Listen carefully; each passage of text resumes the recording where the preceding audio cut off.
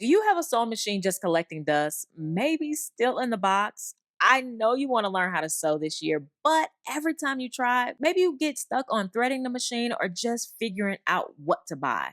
Don't worry, I got you. I just launched my brand new Intro to Sewing online class, and it's made for people just like you, impatient beginners who don't want the fluff, just the skills. There's 9 easy to follow lessons. I'll show you exactly what you need, how to set up your sewing machine, and how to sew your very first stitches on both fabric and paper so you can build real confidence fast. And you may be asking, Angelina, how is this different from your free YouTube video? Well, in addition to unlimited access to the course lessons that you can take at your leisure, you get me.